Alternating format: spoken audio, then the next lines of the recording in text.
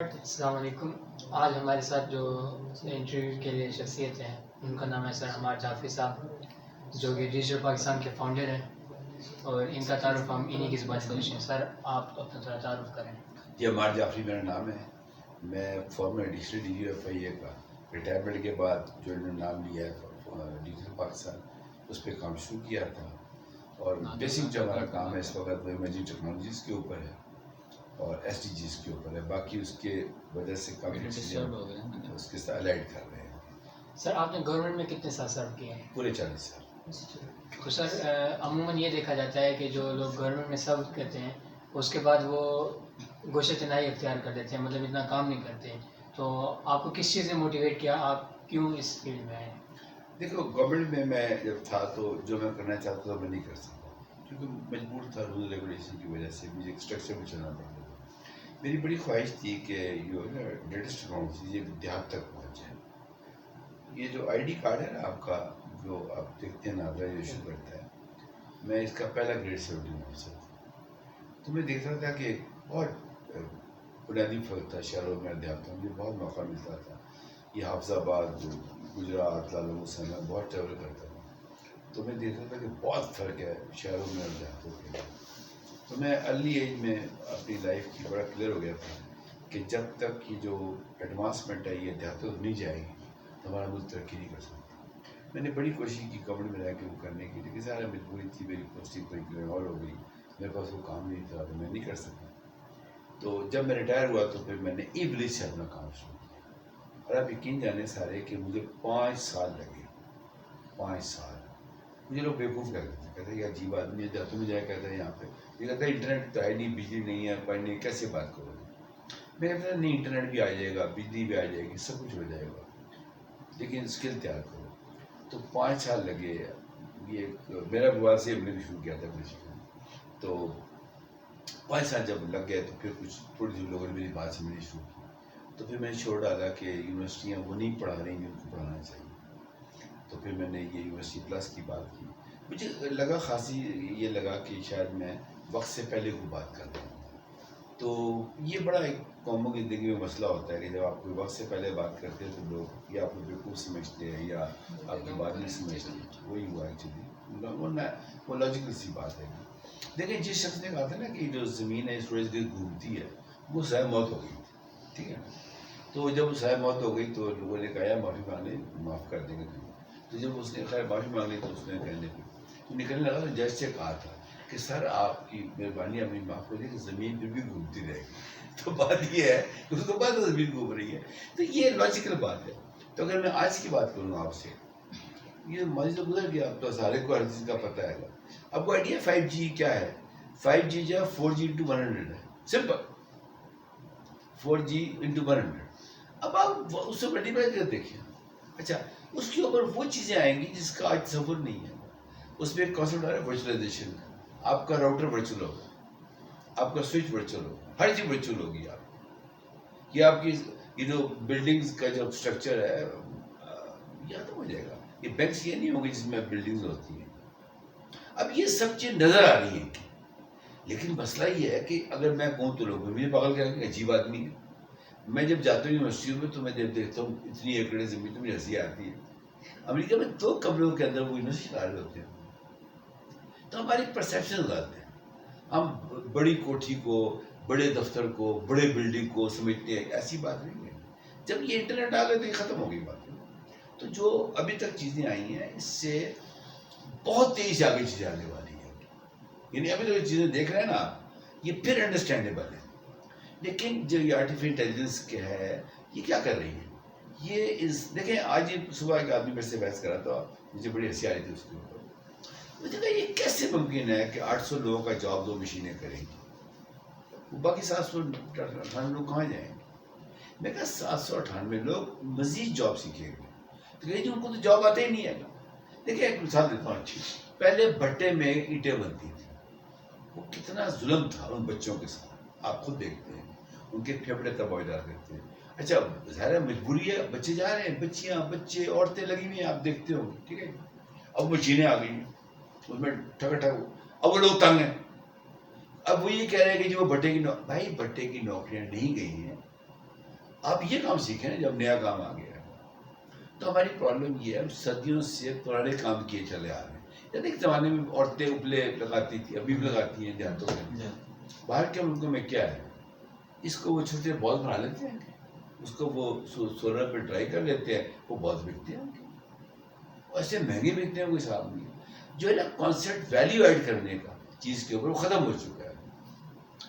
آپ یہ دیکھیں کہ دودھ سے آپ 1000 ویلیو ایڈ چیزیں بنا سکتے ہیں. چلے خیر آپ نے سوال کیا, آپ انٹرویو کر رہے ہیں, اس لیے میں جو آپ کو بات دینا چاہوں گا. تو جو آپ کا ایگزیکٹ سوال تھا وہ یہ تھا کہ نوکری کے بعد جو میری خواہش تھی کہ میں دیہاتوں میں جائے کام کروں, وہ پوری ہو رہی ہے.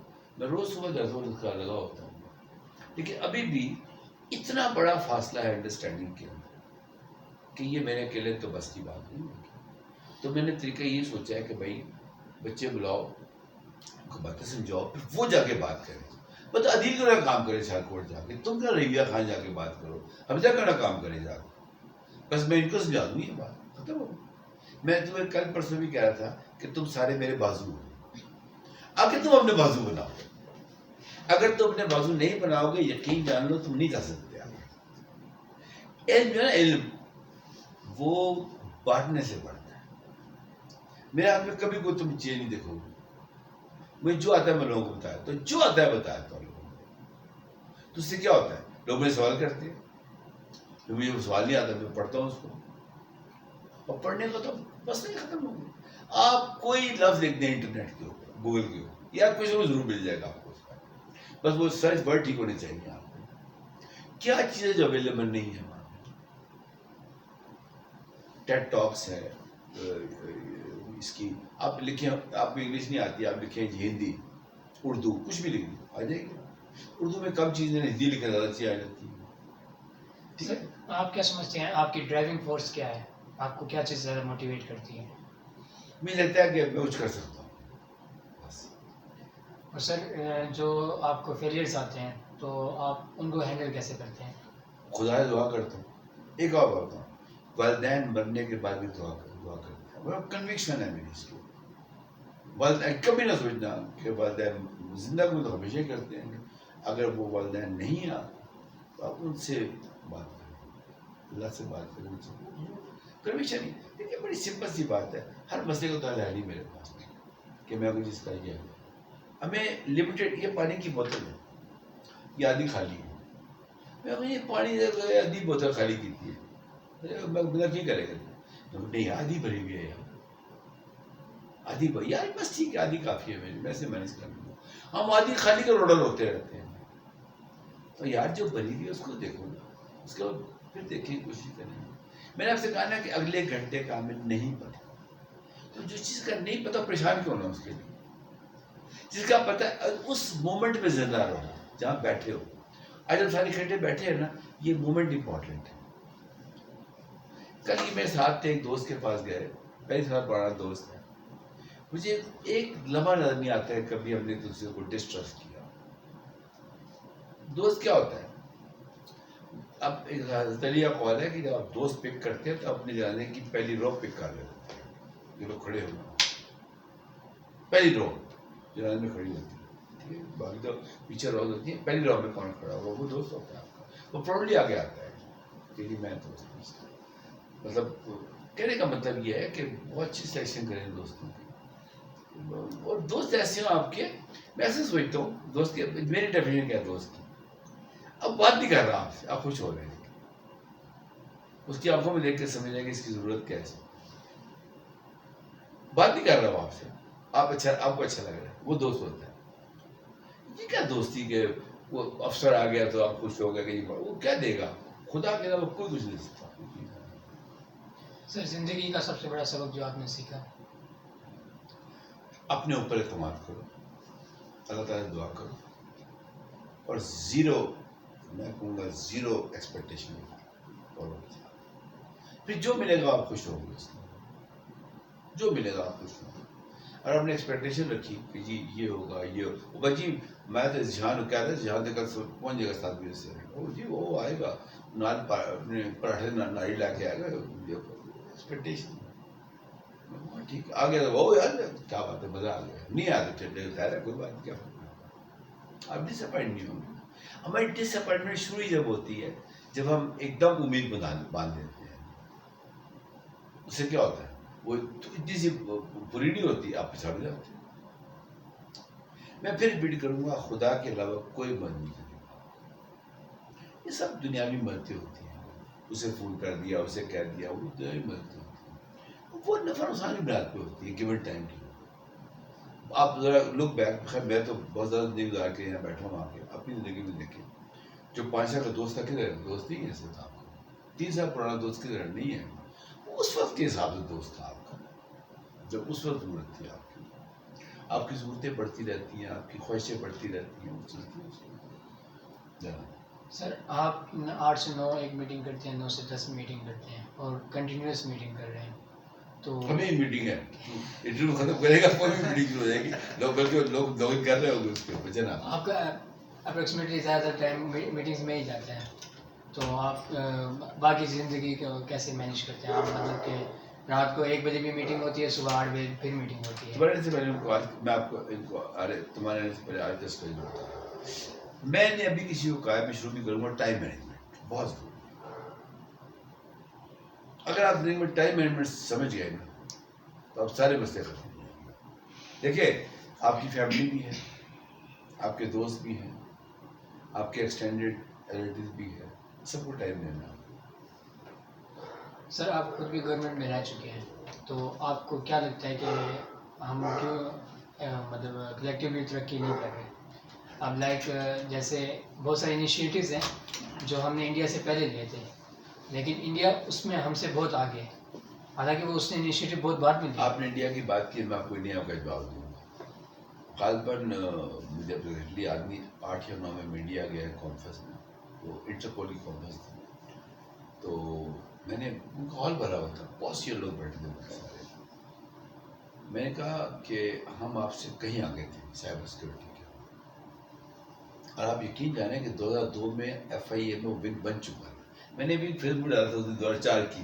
بروس شیئر بیٹھا ہے میرے ساتھ, میرٹ میں بروس شیئر بیٹھا ہے. آج دنیا کا سب سے بڑا گورلا جو ہے, میرا لیپ ٹاپ ہے, بروس شیئر سب سے بڑا گورلا ہے, وہ اس کو کہتے ہیں گلوبل سائبر گرو, ساتھ بیٹھا. تو میں نے اس میں یہی اس میں اخبار کی کٹنگ بھی ڈالی اس کے اوپر میں نے, تو میں نے کہا بہت آگے تھے ہم لوگوں سے, اور واقعی بہت آگے تھے. ان کا تو یہ 12-13 میں سب کچھ ہوا ہے جو کچھ ہوا ہے. تو جو آپ کی بات کا جواب ہے وہ صرف یہ ہے کہ ہم نے وہ پیس مینٹین نہیں کی, ہر کام کرنے والے کی ٹانگ کھینچی. جب عدیل نے اچھا کام کیا, ایک پوری فورس کے پیچھے لگ کے اس کو آگے بڑھ جانا. پلیز پلیز پلیز, ہم نے رول بنایا اپنے آفس کا کہ جو چلا جائے گا اس کی برائی کرے گا, میں اٹھ کے چلا جاؤں گا, یہاں سے رول رکھا ہوا ہے. ہاں سامنے بیٹھا جو مرضی لڑو, جو مرضی جھگڑا کرو, ایک دفعہ چلا گیا بندہ, اس کی بات نہیں ہوگی آفس کی, کیونکہ he is not there to defend. Let me verify, he is not there to defend, he is not there to defend. ٹھیک ہے, تو کیا کریں گے؟ سر آپ آنے والے سالوں میں پاکستان کو کہاں دیکھتے ہیں؟ بہت آگے. کیوں؟ تم لوگوں کی وجہ سے. یقین جان, نشار, حمزہ, عدیل, تم سارے سب میرے لیے ہوپ ہوتا ہے. میں آپ کو فرینکلی بتاؤں, میرے لیے ایک ہوپ ہو بہت بڑی, اور یقین جانو یہ میں اوپر سے نہیں کہہ رہا ہوں, اندر سے میری سوچ ہے کہ تم میرے لیے ہوپ ہے. ہاں اگر میرے سے لوگ یا اور ہزاروں لوگ ہیں میرے سے, میں اکیلا تو نہیں ہوں, یہ ڈس اپوائنٹ ہو کے باہر چلے گئے تو پھر آپ کو مشکلات پیش آئیں گی, کیونکہ یہاں ایک مافیا کام کر رہا ہے. لیٹ می ٹیل یو, وہ زمین کا مافیا ہے, بلڈنگ, وہ آپ فٹ نہیں ہوتے اس سب چیزوں کا. نالج اکانومی ہے, ان کے پاس نوٹوں کی اکانومی ہے. ہمارے پاس سوائے نالج کیا ہے, ان کے پاس جو اکانومی ہے وہ بہت ڈفرینٹ ہے. تو یس, میں جتنے میرے ساتھی ہیں جن کو میں میٹور کر سکتا ہوں, اور ابھی بہت لوگ ہمت کر رہے ہیں, ابھی اس ماحول میں لوگ ہمت کر رہے ہیں, ان کے خلاف پورا نظام کام کر رہا ہے, لیکن وہ ہمت کر رہے ہیں. اس کو اس لیے کریں کہ ابھی ہمارا ٹرسٹ ہے ہم لوگوں کا. تمہارا یہ آنا بہت بڑی بات ہے, تو اس لیے جس پیار سے مجھے کہا ملنا چاہتا ہوں, حالانکہ تم حالات دیکھ لو, میرے میں کہا آ جائے گا مارتے ہیں. تو میرا ایک ہی موٹیویشن ہے.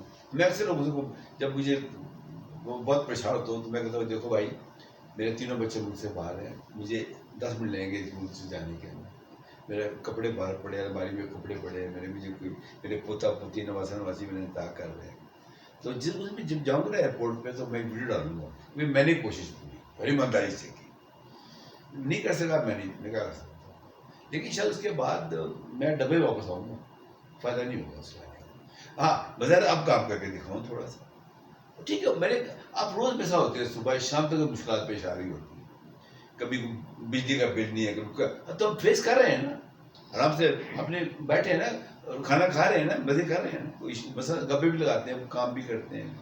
اگر مشکلات سے بندہ بھاگتا ہے نا کہ چھوڑو یار آرام کرتے ہیں, یہ جہاں میں رہتا ہوں 4 تو ریٹائرڈ لوگ رہتے ہیں یہاں, جس کا تم نے بات کی ہے, بس وہ اللہ تعالیٰ کو زندگی میں صحت دے, بٹ ٹو مائی انڈرسٹینڈنگ نہیں ہے, ان کو کچھ کرنا چاہیے, لیکن ان کو کسی نے ڈس اپوائنٹ کر دیا مجھے کچھ پتہ نہیں ہے, ان کو بھی موٹیویٹ ہونا چاہیے.